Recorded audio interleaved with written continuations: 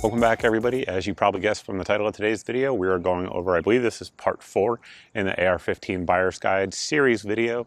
And if you guys haven't watched the previous ones, definitely check it out. But this has been a Mug Club series. So for folks that don't know, Mug Club is a place where creators can create content and not have to worry about getting struck down by a censored algorithm or a censored big tech giant. There's a lot of folks over there, myself, Steven Crowder, Brian Callen, Nick DiPaolo, others are coming on board here shortly, I believe in a month or two. And if you guys are looking for that exclusive content, you can sign up at the website here on your screen, and you guys can see my code as well for that discount. So today in the series, we're going to be talking about triggers. AR-15 triggers. We have this little mock-up here to kind of walk you guys through it. We're going to talk about different options, pros and cons of each. Additionally, we're going to talk about charging handles. And then I think that should pretty much be it in terms of time-wise what we're going to do for the free portion on YouTube and Rumble. And then we're going to move over to Mug Club and talk about vertical foregrips, angle foregrips, things like that, why you would want them, why you wouldn't want them. And we're also going to discuss my favorites of each, i.e. triggers at certain price points, charging handles at certain price points, why, etc. And we'll also give links where folks can actually pick those up, because we all know that is not allowed on YouTube and elsewhere. So first, we'll start with, I guess, with probably what most of you guys actually have here in your rifle that you picked up from the factory, which is your AR-15 mil-spec trigger. And I'm probably going to zoom in and move forward and back here in the video a good bit so you guys can actually see the details of what I'm talking about. And I guess we'll just do that right here with this little mock-up from the folks at Strike Industries. So this right here kind of shows how a traditional mil-spec trigger works. I removed the safety just for simplicity's sake on video, but your mil-spec trigger is going to be a single stage trigger. And what that means is when you actually pull it, you will have one stage of movement. So you might have a little bit of what's called creep, where it's kind of gritty or something like that, especially if you have a new trigger.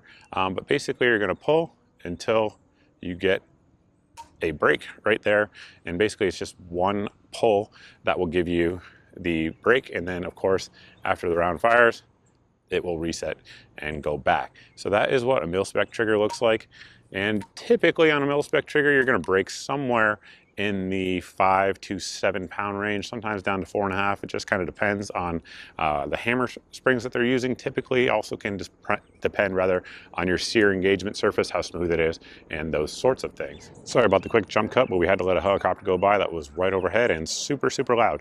But getting back to the AR-15 trigger, in terms of a military style trigger, it's absolutely one of the best out there on the market. One of the reasons people really like the AR-15 is the trigger. So from the factory, of course, we're breaking somewhere in that 5 to 7 pound range, generally speaking, but it's clean, it's crisp.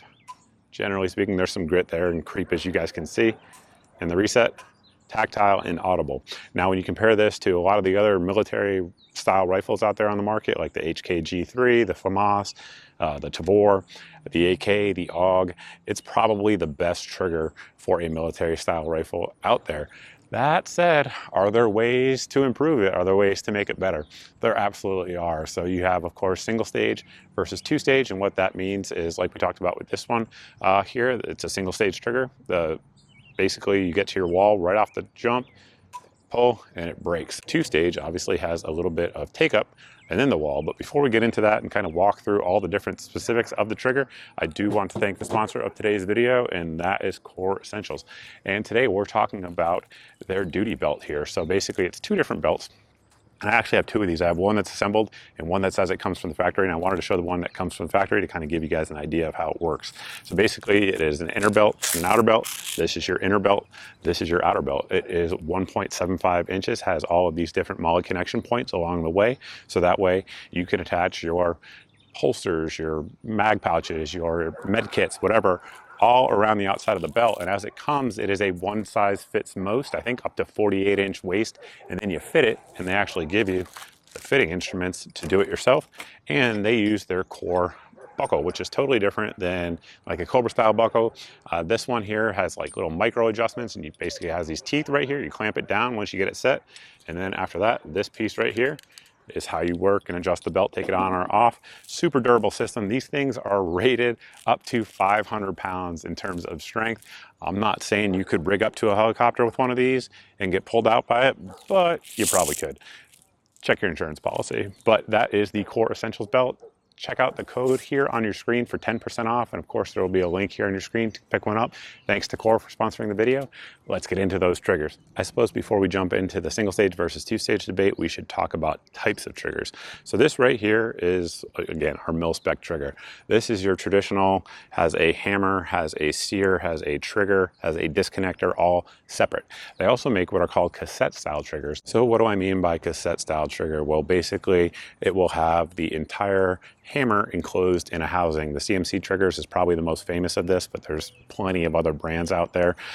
Pros and cons to those triggers is the pro, generally speaking, they're easier to install. The con is going to be that, well, there's a few cons.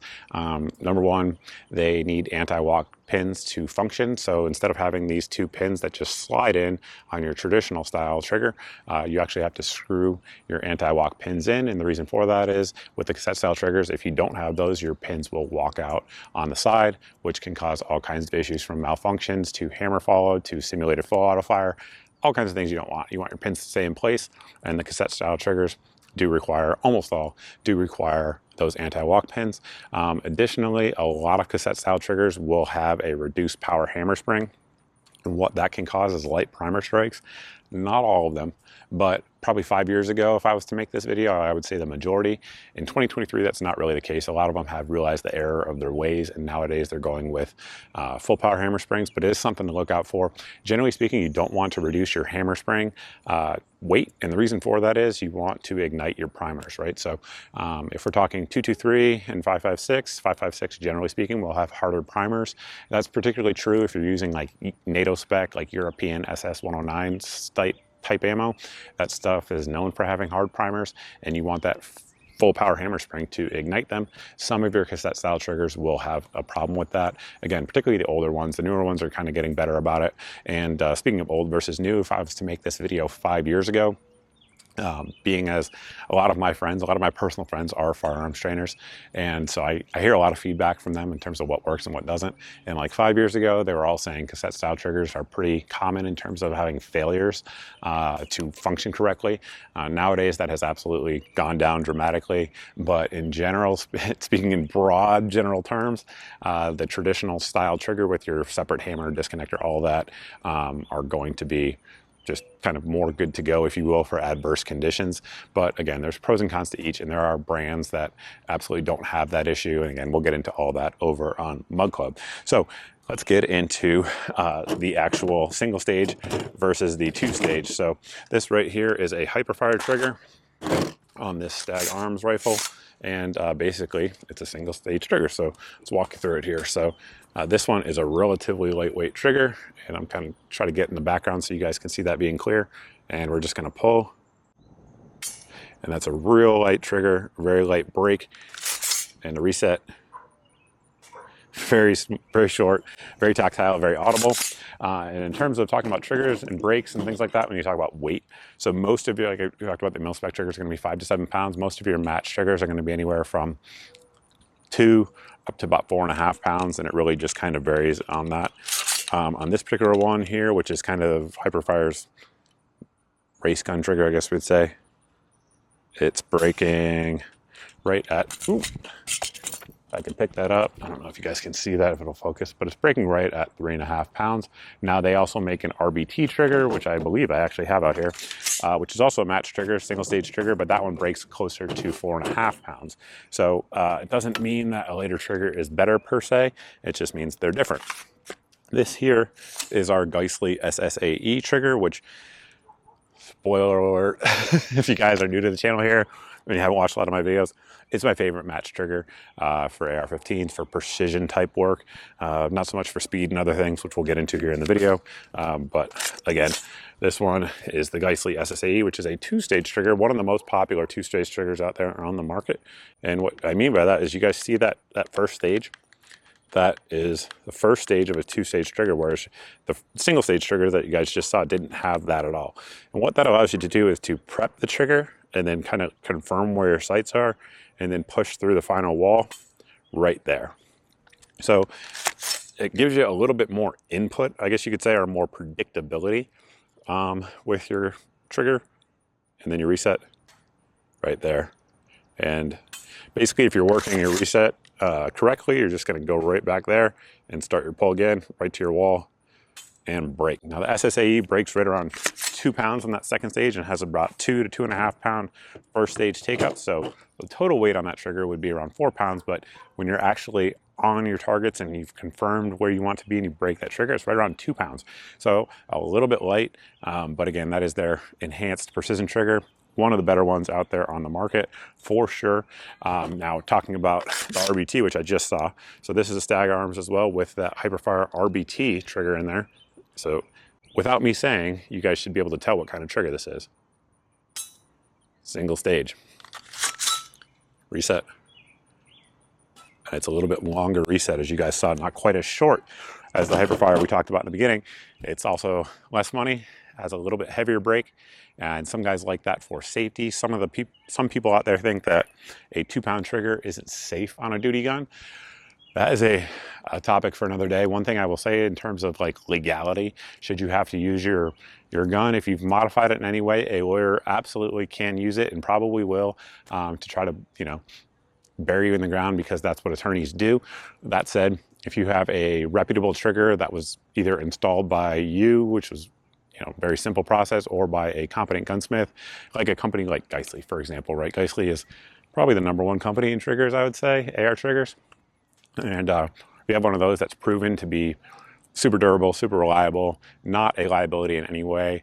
A good attorney should be able to minimize the chance of that hurting you in the case. That said, will it be used? Sure. Basically, if a prosecutor can use something to try to screw you in court, they will do so. It's kind of what they do. In a lot of cases, if you use an AR-15, they'll try to use that against you in a court of law. But again, your attorney, if they're doing their job right, and if you're using a reputable trigger, should be able to mitigate that for sure in terms of legality issues.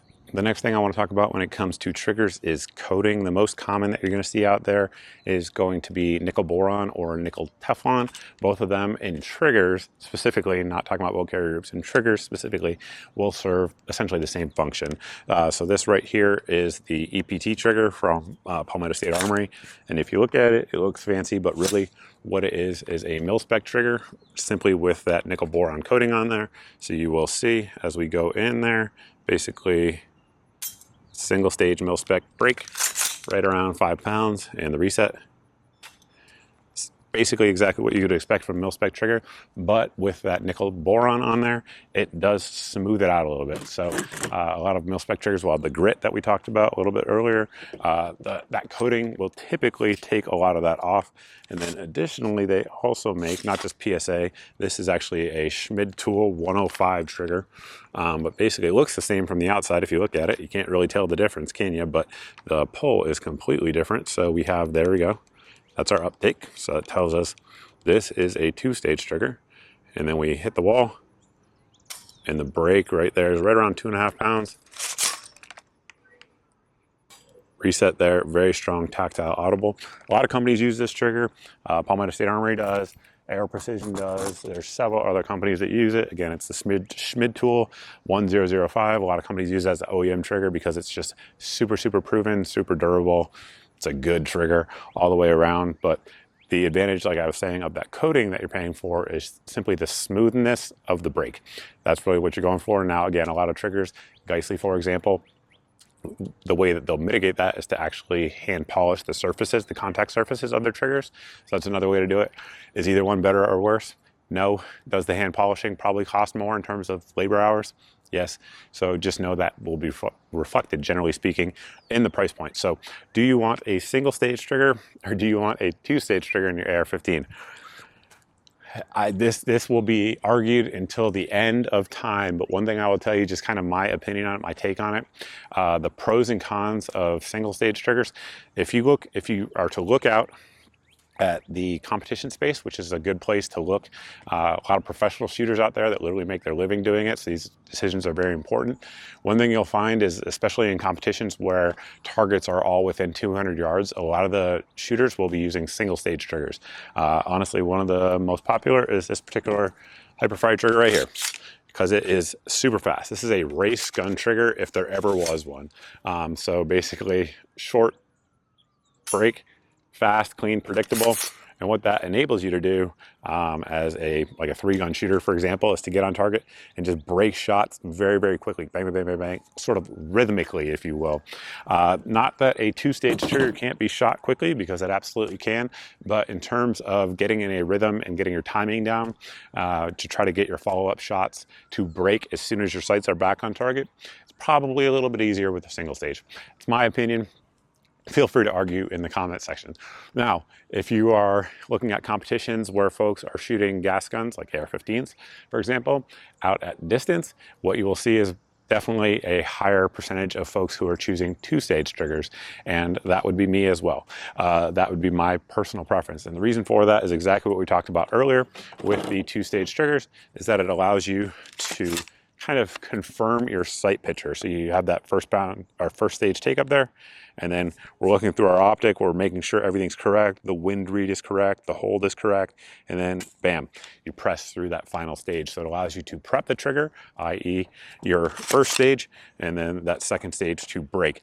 In my opinion, for a precision long distance guns, I personally prefer 2-stage. Again, are there folks out there who shoot precision guns, especially a lot of guys who are used to bolt actions, and they shoot single-stage AR-15s in their triggers? Yeah, absolutely. That's the thing. It's a preference thing, and there are pros and cons to each. And again, you guys can debate it down below in the comment section. I look forward to it. But what I will tell you is that a good trigger that is a single-stage trigger and a good trigger that is a 2-stage trigger, in terms of accuracy, precision, etc., can absolutely give you the same outcome. And speaking of that, why do you want an enhanced trigger? If you guys watch this channel here, you guys will see me. I've shot, I don't know, I probably have 800 AR-15 review videos of different barrels, etc. Many of them, probably most of them, I'm shooting mil-spec triggers. And if you guys watch my reviews in terms of accuracy, oftentimes with those mil-spec triggers, I'm able to get anywhere from 0.75 inches up to 1.5 inch groups at 100 yards with those mil-spec triggers. So why would you spend extra money to get anything besides a mil-spec trigger if they're capable of shooting accurately as it is? Great question. The answer to that is a couple things. Number one is going to be preference, right? So just shooter preference. Some guys like different triggers because that's what they're used to, or that's what they prefer. There's absolutely nothing wrong with that. Now, some guys think that they are buying accuracy. That is absolutely true. If you go on forums and read what people are saying, they'll be like, oh, my gun is shooting 3 MOA with match ammo. If I just drop this Geissele G2S trigger in there, it's just a 2-stage trigger, for those who don't know, will it increase the accuracy? You'll see questions like this constantly, and the answer to that is mechanical accuracy? Absolutely not. It simply won't. Can it increase your practical accuracy, especially if you're not an experienced shooter? 100% it can. It absolutely can. It's akin to, for folks who are pistol shooters, if you give a new shooter a Glock and you give a new shooter like a 1911, like a rack grade 1911, the new shooter typically will shoot that 1911 better, and that's because they don't have any mastery of the fundamentals, but the 1911 trigger is just simpler and easier to use, a little bit shorter, a little bit crisper, sometimes lighter depending on the actual gun, and the Glock trigger has a few more things going on with it. Now, the actual mechanical accuracy of that shooter with those guns, probably the exact same. But as skill levels increase in terms of shooter proficiency, the difference between those two types of guns and two types of trigger systems will narrow as well, and the same is true, in my opinion anyway, with an AR-15 mil-spec trigger versus an AR-15 match trigger. That said, again, every professional shooter you see out there, every single one of them will be using, i.e. non-military professional shooter, like a competition shooter, every one of them will be using an aftermarket trigger, because it certainly isn't going to hurt anything in the area of precision, that's for sure. For the sake of time, we're going to move on to charging handles. So this is our mil-spec charging handle. There's absolutely nothing wrong with it. A lot of my guns have mil-spec charging handles on them. They work just fine. However, are there better designs in 2023? Absolutely, 100%. This design was developed in the 60s. Of course, the original AR-15's charging handles were swept back at more of a V. I have a review on that if you guys want to see it. But they went to this T-style that we have here to give shooters a little bit more leverage, and this has been working now for 50 years.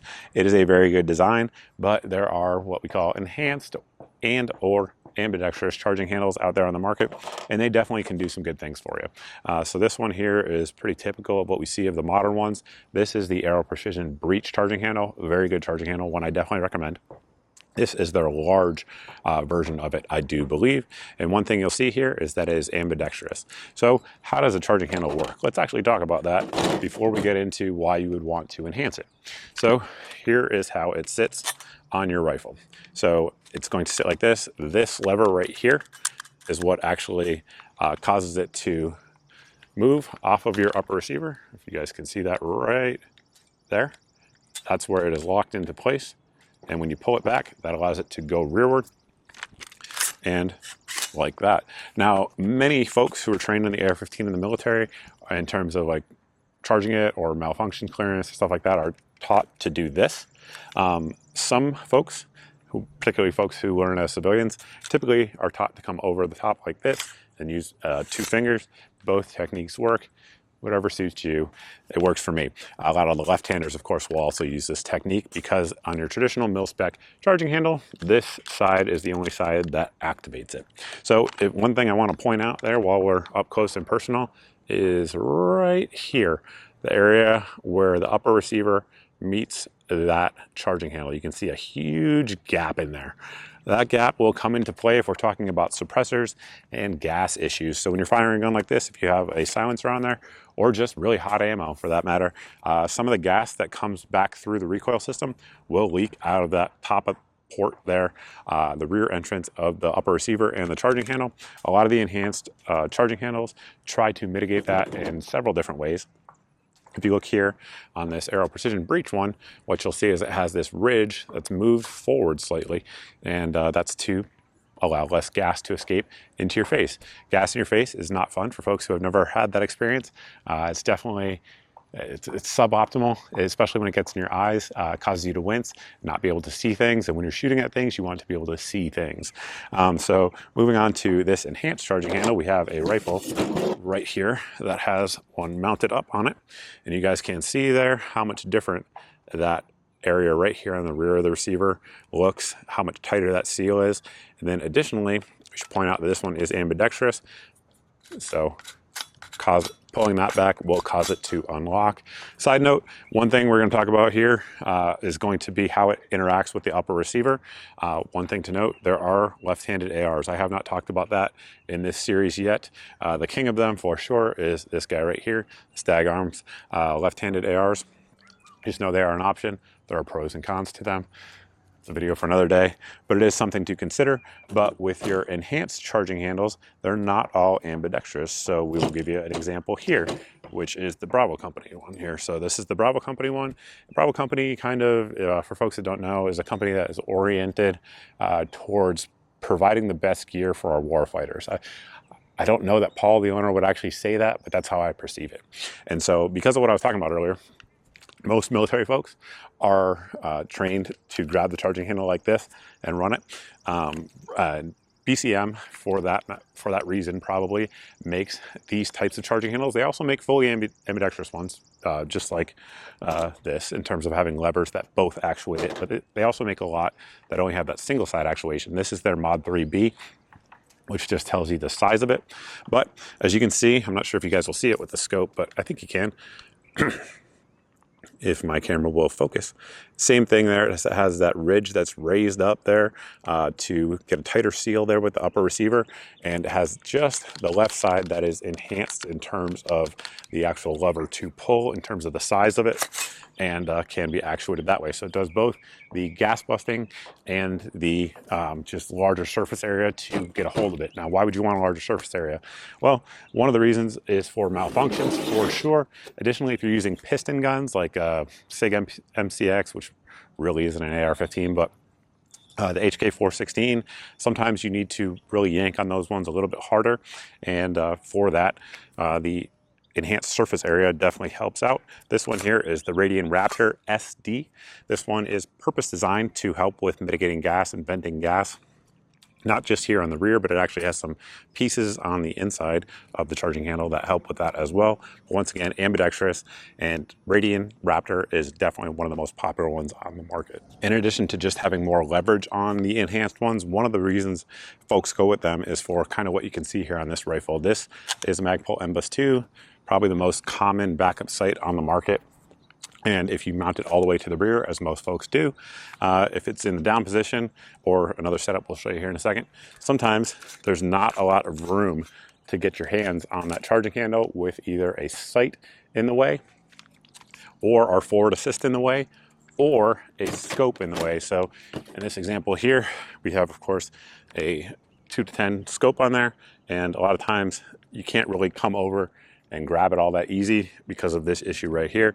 So this gives you just an easier way to manipulate that, which is nice. Additionally, one thing I should point out about this particular upper is this is the BCM Mark II upper.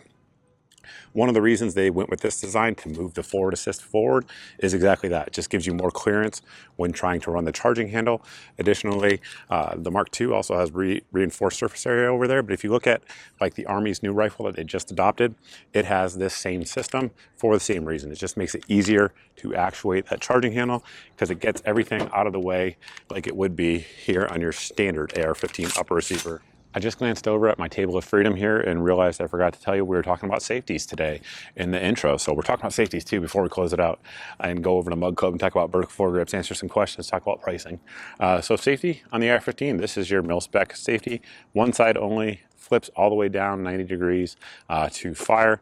And of course on the right side has nothing, has that little line on there, which is not always been mil-spec. There's a whole story behind that line, and maybe one day we'll do a video on that. But that is your mil-spec safety. Very ergonomic, easy to use.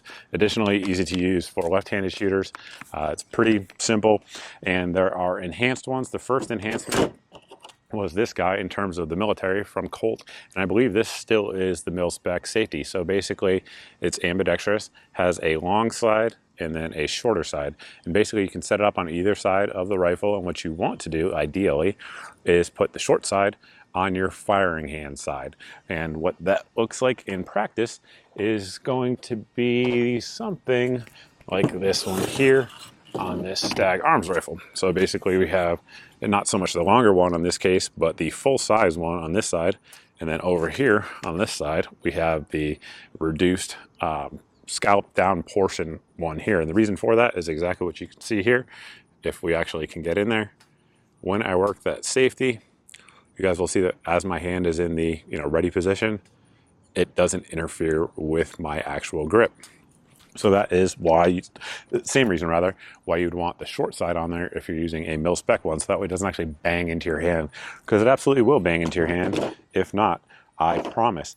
Then additionally, the aftermarket has given us some really good options. This is one of my favorite, and it's the Radian. This one follows the same principle. It is ambidextrous, so this is your longer side here on your non-firing hand side, and then has a shorter one right here on the firing hand side. Now this one is set up right now for a 45-degree throw, which we'll show you here what that looks like.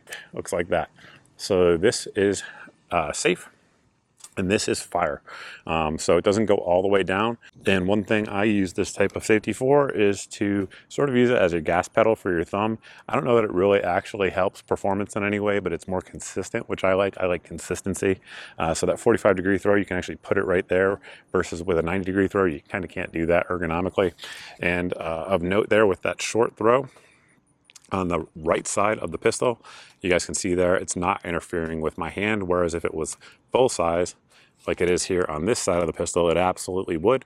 Now you can also, on the Radian, and there's others like it, it's not the only one, this one you can actually set up for 90 degree as well. So if you want all the way down to 90, there's actually a adjustment piece inside the actual safety that will allow you to do that.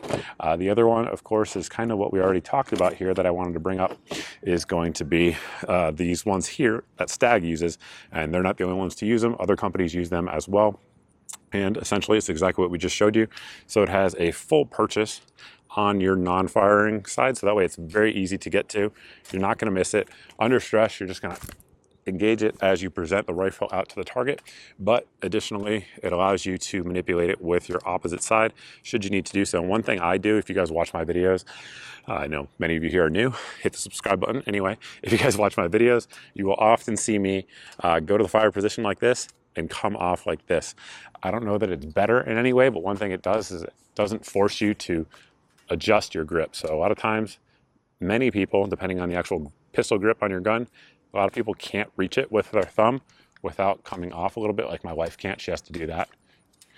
So even if that's you, it allows you to come up with your firing finger and just pull back on it and come off, and that way you're on safe. So those are Safeties, and with that, guys, we're going to close out this series. Like I talked about, we're going to talk about some other stuff over on Mug Club. If you guys are interested in signing up for that, you can sign up for it here at the website on your screen. Discount code is also here on your screen. Additionally, if you guys are new here and you like this series, check out all the previous ones, because I think it's a pretty information rich series and should help a ton of people who are looking to get their first AR-15 or their 10th AR-15 for that matter. If you're new here and you haven't hit the subscribe button, do that. And if you're not seeing 2 to 4 videos a week here on the channel, you can sign up for my email at the website here on your screen. This email is just to combat the algorithm. Additionally, in case I get banned on YouTube, which definitely has happened several times, we will still be able to get content out to you. So basically that email goes out once a month and it has all of the videos since the previous month's email went out. So that way there's no big tech giant censoring your eyes from my content. And additionally, if any of this stuff goes on sale, great deals on Safeties, on charging handles, on any of the other stuff that we talked about, the triggers, the Geissele triggers, which go on sale all the time. About once a month. If those things go on sale, we will send those out in our daily deals email. If it's in that email, it's the cheapest I know of anywhere on the internet on that time. It contains 6 to 8 deals. I've already done the price comparisons for you, so it hopefully saves you some time and saves you some money as well. And I think that's it. Thanks for watching. Look forward to seeing everybody in the next video.